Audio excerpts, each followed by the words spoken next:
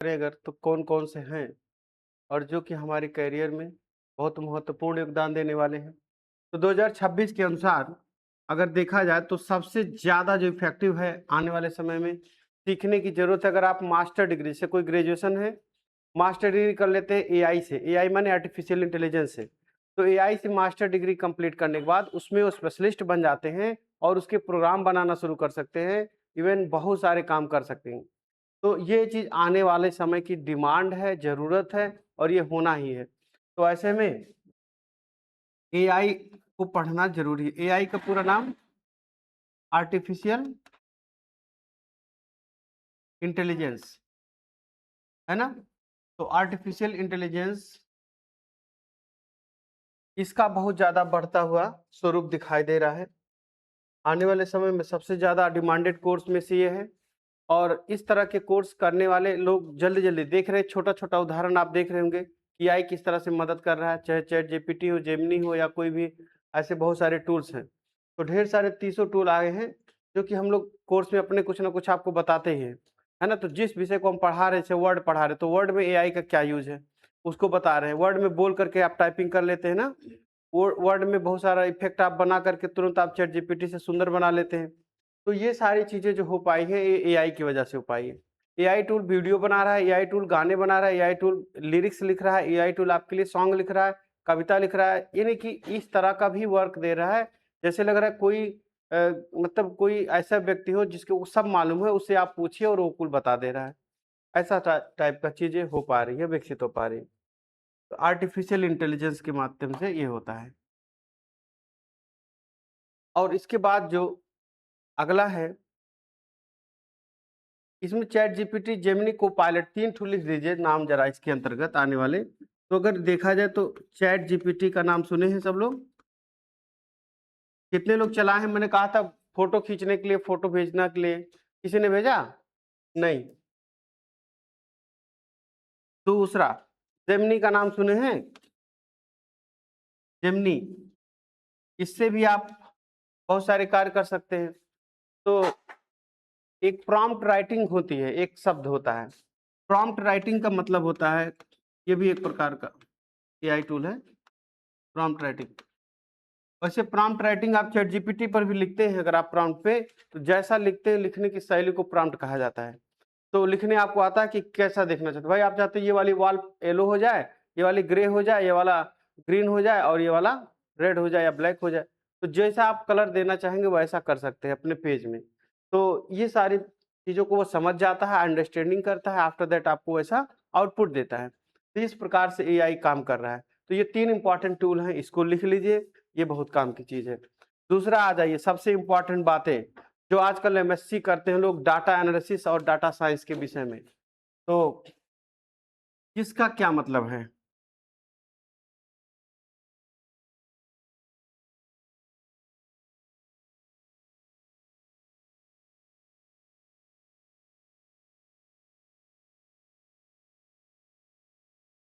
Data analyst, data analyst जो होते हैं ना, वो क्या करते थे, डेटाओं का एनालिसिस करते हैं। आपने देखा होगा कि बहुत सारा चीज़ कैसे यूट्यूब पर वीडियो में कितना वीडियो आपका जा रहा है, कहाँ जा रहा है, कौन से देश के लोग देख रहे हैं, कितने उम्र तक के लोग देख रहे हैं। ये सब क्या है, एक एनालिसिस है और वो रिपोर्ट बन के आपके यूट्यूब पर आता है कि नहीं? तो ये सब एनालिसिस जो करने का काम है, इस तरह का सॉफ्टवेयर प्रोग्राम या चीज़ बनाने को हम लोग कहते हैं डेटा एनालिस्ट, ओके? एंड कोई बिज़नेस, कोई काम, कोई कंपनी, कोई फैक्ट्री कोई कर रहे हैं, तो पता चलेगा कि आप कैसे-कैसे ग्रो हो रहा है। भाई आपका पैसा सबसे ज़्यादा आपके घर में किस चीज़ से आ रहा है? पता चलेगा कि आपके यहाँ जिस सेल्स होते हैं उससे ज़्यादा आ रहा है। तो आपको फोकस सेल्स पे करना चाहिए, है ना? यहाँ पे 150 कोर्स है कंप्यूटर के। अब हम 150 कोर्स में से सबसे ज़्यादा चलने वाले 3 कोर्स के नाम कोई पूछे तो हम क्या कहेंगे? एडीसीए चलता है, सीसीसी चलता है, ओ लेवल चलता है, ये सारी चीज़ें चलती है। तो सबसे ज़्यादा यही चलने वाला कोर्स है ना? तो हम क्या करेंगे? इसी पर फोकस करेंगे। नहीं तो हम एमडीसीए पर करते, diploma in computer teacher training पे करते हैं या और सब चीज़ों पे। लेकिन ज़्यादा फोकस इसीलिए इस पे करते हैं क्योंकि ये सब चीज़ें ट्रेंडी है इस समय। तो इसके बच्चे जल्दी से आते हैं, है ना? तो आपको भी अपने विषय का एनालिसिस करना चाहिए। वही सब एनालिसिस मशीन जब करने लगती है, तो मशीन आपको एक सिग्नल देने लगती है कि ये चीज़ देखो होने वाला है, ये होने वाला है, ये होने वाला है। तो आप क्या करते हो, उस पर ध्यान दे देते हैं। भाई कभी-कभी सोने का रेट देखिए, इस समय लोग एक्सपेक्ट कर रहे थे बहुत बढ़ेगा, अभी हो क्या रहा है? घट रहा है। सोना का, चांदी का रेट खूब तेजी से घट रहा है। ठीक ना। तो साल भर पहले हम करीब 2,34,000 में लिए थे चांदी। अभी क्या हुआ कि रेट उतने ही पर लगभग 2 लाख 2.5 लाख के बीच में है, ठीक है, 2 सवा 2 और 2.5 के बीच है। लेकिन उसे हम एक्सपेक्ट कर रहे हैं कि दिवाली के समय, दिवाली के 2 दिन पहले तक वो रेट चला जाएगा 2.75 से प्लस में, नहीं चला जाएगा। तो जैसे दीपावली में जैसे जाएगा रेट बढ़ेगा, डिमांड बढ़ेगी तो रेट बढ़ेगा, और जब डिमांड बढ़ेगा तो हम उस समय सेल करेंगे अपना, तो मेरा फायदा होगा। तो इस तरह से 30-40 हजार मुझे फायदा हो जाएगा। तो ऐसे समझिए कि समय समय की बात होती है, सक्सेस वो होता है जो समय पर गियर बदलता है कि नहीं। तो data analyst and data science माने कि डेटाओं का क्या है साइंस।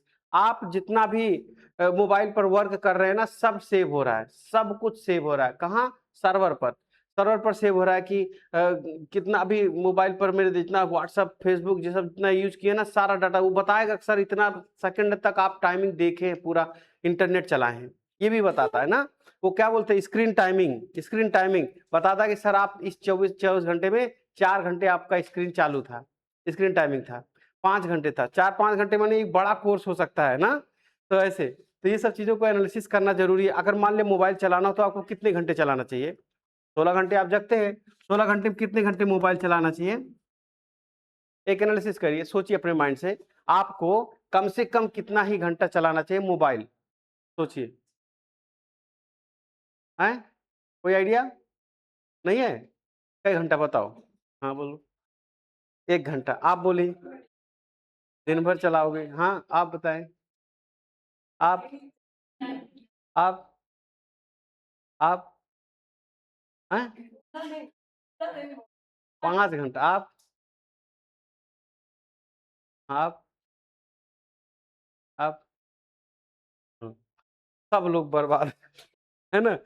देखो, आपको मुश्किल से मुश्किल आधे घंटे, कसम खाइए, सरगाट देवी माँ कसम खा के कहते हैं कि आज के बाद मोबाइल हम 30 मिनट से ज़्यादा नहीं चलाएँगे, है ना? तब सफलता आएगी। आपको ज़िंदगी में सफल होना है, तो आपको अपने आप से प्रतिज्ञा करना पड़ेगा, प्रॉमिस करना पड़ेगा अपनी ज़िंदगी से। सच बताना, आप में कोई कमी है? कोई कमी नहीं है, खाते-पीते उतने हो जितना सफल लोग खाते हैं। जो लड़कियाँ नीट में निकाल के गई हैं इस बार धौली क्षेत्र की आस-पास की, तो वो लोग क्या अलग प्लेनेट से थोड़ी आए थे। वो लोगों ने मोबाइल को त्याग दिया था, कहा था जब तक सिलेक्शन नहीं होगा तब तक मोबाइल नहीं चलाएँगे, नहीं चलाएँगे, नहीं चलाएँगे। है ना? और यहाँ पे हमारा एक एक मतलब एक स्टूडेंट है, वो सिर्फ़ 20 मिनट मोबाइल चलाता है। कहता सर डोंट यूज़ मतलब मेरी लाइफ़ में मोबाइल नहीं है। वो कहता है कि मुझे 20 मिनट चलाना है, वो तब स्विच ऑफ वुच ऑफ रखेगा पूरा फुल एकदम बंद। जब उसका कोई काम पड़ेगा तब वो ऑन करके वो काम कर लेगा। 20 मिनट इसलिए करता है कि कोई ज़रूरी किसी का मैसेज आया हो किसी का हो उसका रिप्लाई दे दें। 20 मिनट के बाद फिर उसी हालत में रख देता है। तो ये क्यों करता है? क्योंकि उसका जो लक्ष्य है ना बहुत बड़ा है, उसे ओलंपिक में जाना है, उसे बड़े चीज़ करने हैं। तो उसपे वो 8 घंटा काम करता है, 8 घंटा। सोचो 8 घंटा कोई जिम करे, व्यायाम करे, काम करे, रनिंग करे, दौड़े, खाए-पिए, घर का काम, पोछा मारे और पोछा मारे इसलिए नहीं कि खाली ऐसे-ऐसे जल्दी धीरे-धीरे। वो एक टाइम दे देता है कि 5 मिनट में ये रूम साफ होना चाहिए। पूरा सामान बाहर खट से तुरंत पोछा-ओछा मार के फिर उसके बाद ला के रख देगा, साफ। इस तरह का एडवेंचरस लाइफ़ जी रहा है कि मतलब मैं जो सोच सकता हूँ वो मैं कर सकता हूँ, वो मैं कर सकता हूँ। उसे अपने ऊपर कॉन्फिडेंस। हाँ? वो खाना में नहीं खाता है। दाल को बनाएगा, दाल में नमक डाल देगा, बॉयल करके नमक डालेगा ऊपर से, बस वैसे डायरेक्ट खा लेगा, दलिए खाली दाल खा के रह लेगा। मतलब ना कच्चा नहीं, पका के। हाँ, दाल, नमक डाल दिया, दाल बनाया, उसके बाद फिर हल्दी डाल के उसके बाद डायरेक्ट मिलाया, खा लिया। लाएगा 1 किलो बकरे का मांस और डायरेक्ट उसको बॉयल करेगा। बॉयल करने के बाद ऊपर से नमक मसाला डाला और डायरेक्ट कच्चे खा लेता है पूरा। मतलब कच्चा मैंने जिंदा एकदम समझो आधा। तुरंत ऐसे खा लेगा बॉयल करके डायरेक्ट, मतलब खाना नहीं, ना चावल उसके साथ, ना रोटी, ना कुछ, खाली वही खाएगा। और वही खाएगा। जाएगा घास काट के लाएगा और घास काट ला करके बढ़िया से बॉयल करके नमक डाल करके घसिया खा लेगा पूरा। हाँ।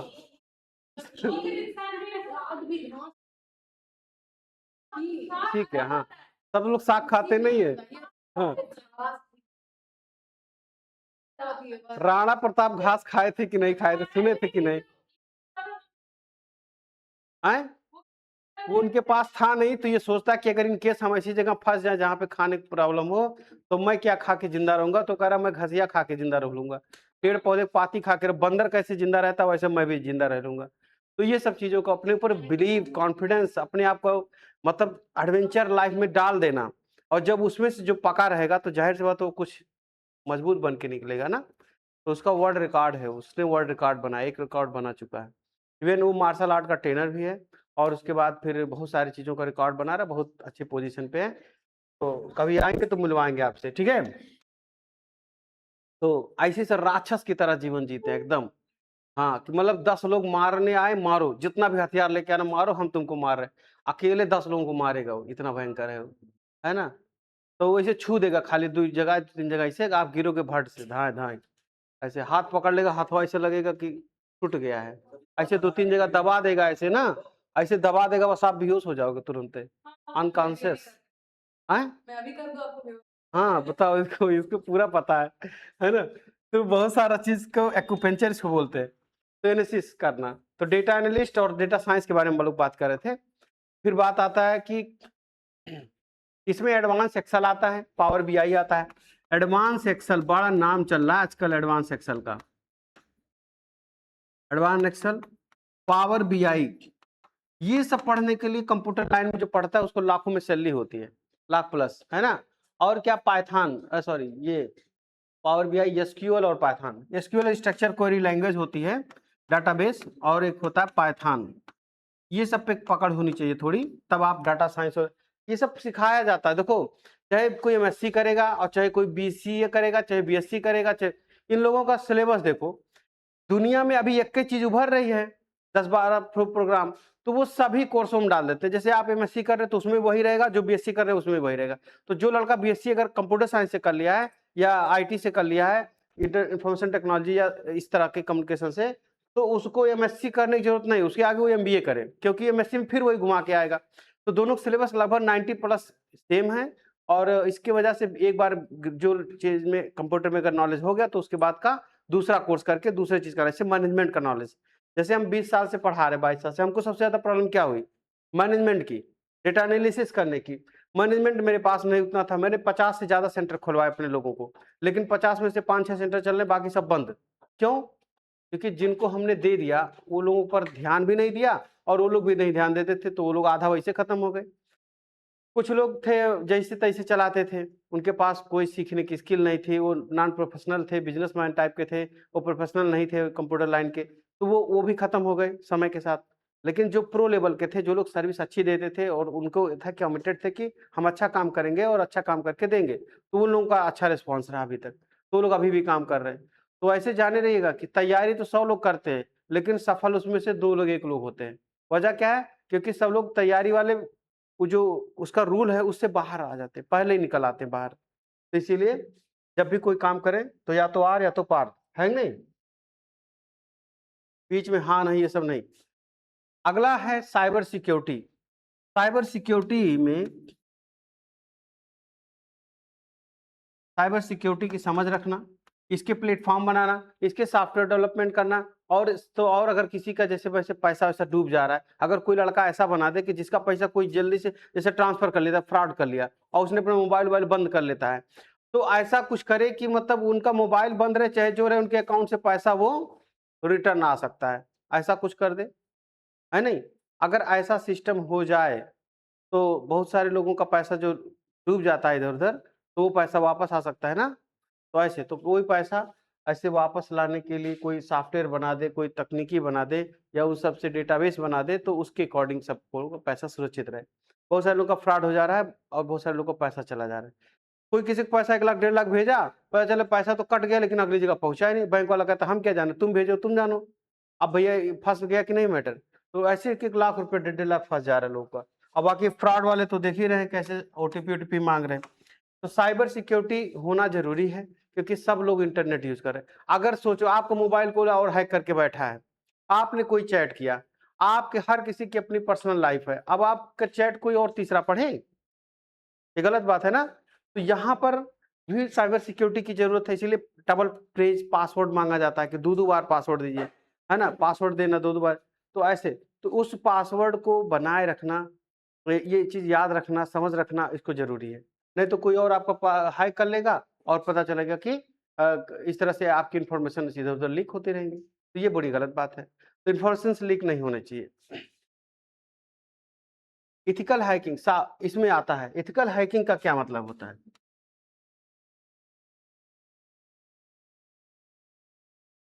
एथिकल हैकिंग मतलब ये नहीं होता है कि वो लोग समझते हैं हैकिंग माने कि किसी की साइट को क्रैश कर देना, किसी की साइट को रोक देना, किसी का काम को दखल देना, ये नहीं होता। एथिकल हैकिंग ये होता है कि जैसे चोर चोरी करता है तो उसके चोरी के तरीकों को अगर हम समझ पाएंगे तब हम चोर तक पहुंच पाएंगे, है कि नहीं? तो चोरी करने के तरीके को सीखना, यानी कि जो लोग गलतियां करते हैं, जहां से जिस तरह से डिस्टर्ब करते हैं लोगों को, वो तरीकों को सीखना। क्या हो, नींद आ रही क्या? सीधा बैठो। तो जो चीजें चोर को मतलब चोरी करते हुए जिस तरीके से करते हैं, उस सारे तौर तरीकों को सीखना और सीखने के बाद उन पर अंकुश लगाना, उस प्रक्रिया को कहा जाता है एथिकल हैकिंग, है ना? तो उस प्रक्रिया को, तो इसीलिए वो लोग नहीं समझ पाते, तो इधर के लड़के आते कहते सर हमको एथिकल हैकिंग सीखना। उनका मतलब ये होता है कि हम किसी के काम को रोक पाए, किसी चीज को हम चोरी कर पाए, इस तरह का टाइप का उनका सेंस होता है। तो मैं उनको समझाता हूँ, भैया देखो एथिकल हैकिंग का मतलब ये नहीं होता कि आप किसी के चीजों को डिस्टर्ब करें, बल्कि ये होता है कि कोई चीज डिस्टर्ब हुई है उसको आप उसका प्रॉब्लम सॉल्व करके और आप उसे सही करके दें, है कि नहीं? तो ये चीज के लिए एथिकल हैकिंग कराया जाता है। नेक्स्ट है नेटवर्क सिक्योरिटी और डिजिटल। नेटवर्क में नेटवर्क सिक्योरिटी, पूरे देश का सिक्योरिटी सिस्टम अभी क्या है कि विदेश के लोग हम लोग पे नजर रखते हैं, जैसे चाइना वाले, अमेरिका वाले हमारे हर नेटवर्क पर नजर रखते हैं ना, कि कौन सा इनका डाटा चुरा ले, कौन सा इनका डाटा पे नजर रखें कि इनका काम हम जान पाए आगे क्या करने वाले, उसके हिसाब से हम एक्शन लेते रहें। तो इस तरह से हमारे देश का नुकसान होगा। तो हम क्या करते हैं कि हम अपना इतना पासवर्ड या ये सब चीज़ों को मेंटेन रखते हैं, सिक्योरिटी रखते हैं कि हमारी इंफॉर्मेशन को लीक नहीं हो पाता कहीं भी, है ना? तो ये भी एक नेटवर्क का सिक्योरिटी होना बहुत ज़रूरी है। देश की सुरक्षा का मामला है, प्रदेश की सुरक्षा का मामला है, लोगों के जीवन से। भाई कोई आधार वाला साइट ही हैक कर दे तो पूरा देश डिस्टर्ब, सबका पैसा भी रुक जाएगा। कोई जीमेल खाली बंद कर दे अमेरिका वाला तो यहाँ सब लोग का मोबाइल ही रुक जाएगा। 80,000 का मोबाइल लिए वो भी नहीं चलेगा, है नहीं? तो इसीलिए बहुत सारा चीज़ हम लोग दूसरे देशों पर डिपेंडेंसी है, उसको थोड़ा कम करना चाहिए। And next digital forensics. अभी फोरेंसिक जांच होती थी, कोई घटना होती थी, फोरेंसिक जांच होती, लेकिन डिजिटल जो फोरेंसिक होता है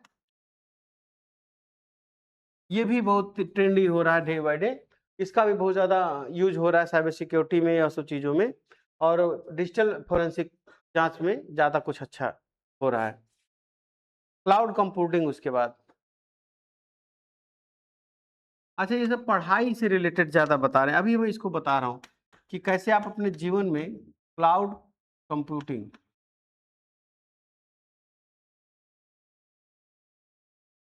क्लाउड कंप्यूटिंग का मतलब होता है कि जैसे कोई क्लाउड पर डाटा रखना, आईआरसीटीसी का डाटा कहीं पर रखा है, उसको इंटरनेट पे रखने को, सर्वर पे रखने को क्लाउड कहा जाता है। उसमें सबसे फेमस जो दुनिया में इस समय चल रहा है एडब्ल्यूएस है, अमेजन करके कुछ है ऐसे, तो ऐसे अमेजन कंपनी का, माइक्रोसॉफ्ट का अजूरे है और गूगल का क्लाउड है, एमएस अजूरे, AZURA, और गूगल का क्लाउड। ये तीनों दुनिया में बहुत फेमस है कि नहीं? अमेजन ने एक वेबसाइट बनाया, अमेजन कभी भी अपना दुकान नहीं खोला, लेकिन लोगों का पोस्ट अपने कंपनी पे उससे सर्वर पे रखता था और सामान बेचवाता है। और देखिए अमेजन एक दिन आया था कि दुनिया में सबसे अमीर कंपनी बन गई थी, आया था ना? तो अमेजन इतना पैसा कमाया, लोग उतना दुकान खोल के नहीं कमा पाते जितना लोग ट्रेडिंग इधर उधर करा के करा ले रहे हैं। तो ये जमाना, फ्लिपकार्ट यही कर रहा है ना, फ्लिपकार्ट अमेजन नाम सुने, सामान खरीदते हैं ना, बेचते हैं। तो ये सब पे विश्वसनीयता ये लोग बना रखे, लेकिन मीशो वाले कोनो भरोसा नहीं है, नहीं। हाँ, फर्जी आता है ना कभी कभी। अच्छा अच्छा, अरे मीशो भी ठीक ठाक है। तो उसके बाद ये वाला जो ये सब जो फेसबुक से जो लोग ऑर्डर दे देते हैं, इंस्टा से ऑर्डर दे देते हैं, उनके साथ ठगी हो जाती है ना? इसीलिए कोई अननोन कंपनी से आप कभी भी सामान ना खरीदें। मोबाइल वोबाइल का एडवर्टाइज आता है, कोई चीज़ का एडवर्टाइज आता है मोबाइल पे और गूगल पे दिखा देता है, लेकिन उसका आप ये भी देखा करिए कि कौन सी कंपनी हमको पहुंचाएगी। अगर अमेजन है, फ्लिपकार्ट है, तो इसमें वापस हो जाता है, लेकिन कुछ कंपनियां ऐसी हैं जिसको आप खरीद तो लेते हैं, जब वापस करते तो वापस ही लेने नहीं आता, या वापस लेके चला गया तो अइबे नहीं करेगा, पैसों नहीं देगा। इस तरह का भी होता है, ठीक है? तो full stack and web development.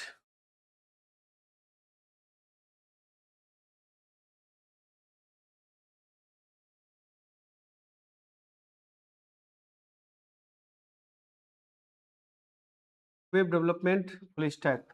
Full stack mostly crypto currency में यूज होने वाला ये सब है। जावा, CSS, HTML ये सब आपको सीखते हैं इसमें।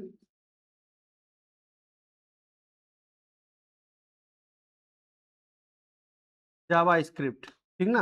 HTML, CSS, जावा स्क्रिप्ट ये तीनों जो आप सेकंड पेपर में पढ़ने वाले हैं वो सब चीजें रहती हैं। रिएक्ट और Node.js, एक रिएक्ट होता है और Node.js ये सब भी अच्छी भूमिका में काम करते हैं फुल स्टैक वेब डेवलपमेंट में।